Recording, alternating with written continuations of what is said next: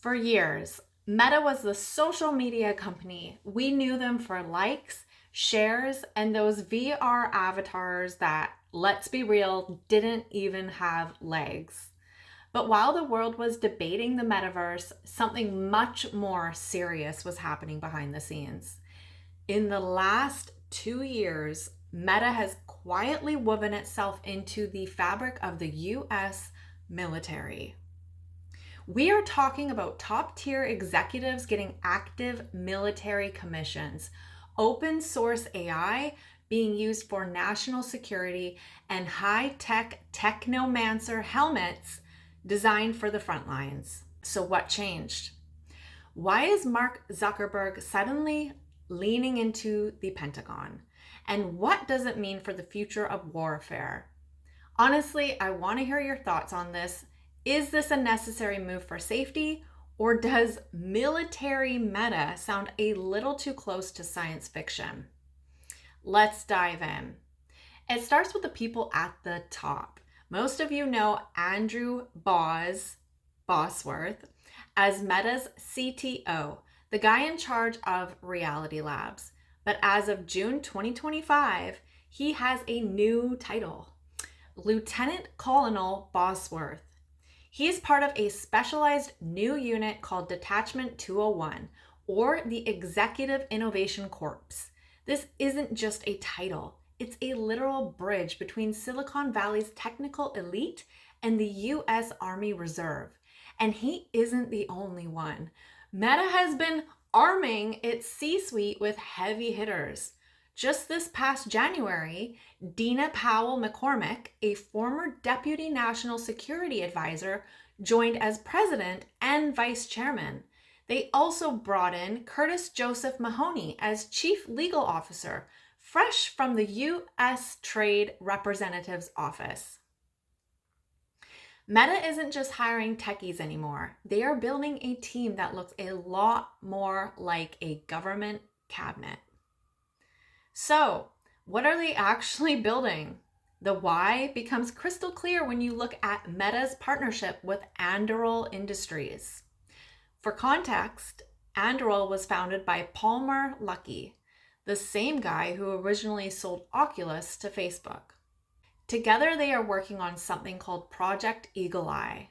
Remember the Quest 3? Now, imagine that technology ruggedized for a war zone. Eagle Eye is a mixed reality system that uses Meta's hardware and Anduril's Lattice AI. It gives soldiers what they literally call technomancer capabilities.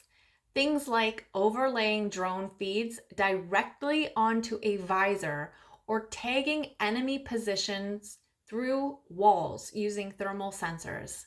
This isn't just a prototype. It's a bid for a massive army contract that could change ground combat forever. But hardware is only half the story. The real power move is Llama, Meta's open source AI.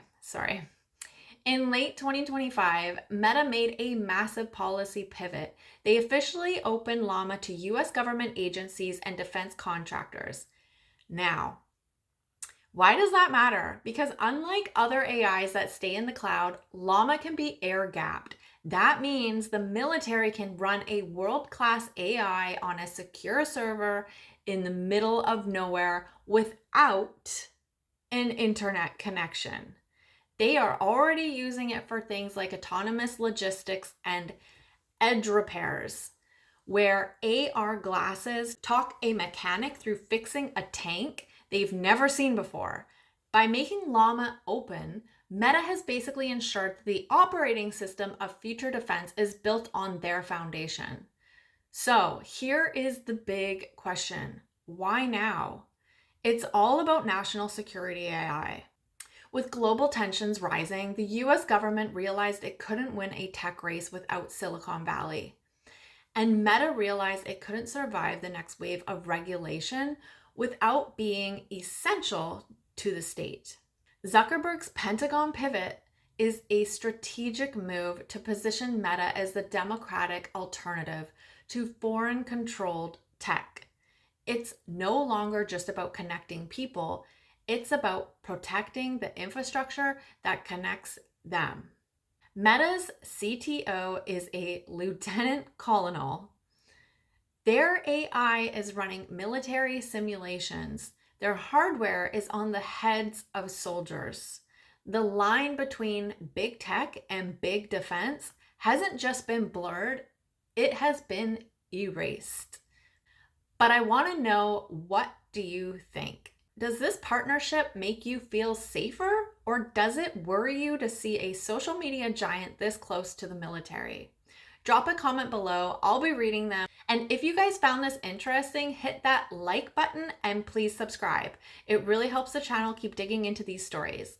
Thanks so much for watching.